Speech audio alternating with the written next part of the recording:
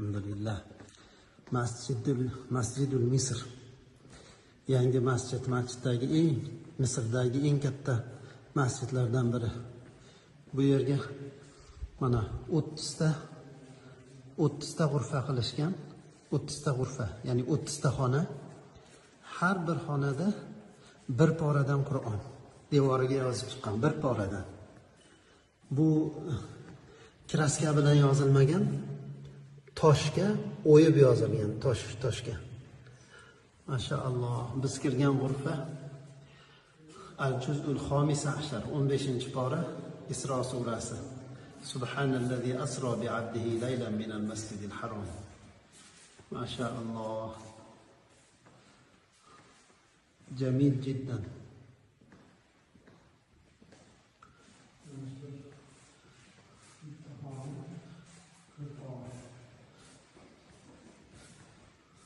إن الله اصطفى لكم الدين ادخلوها بسلام آمنين.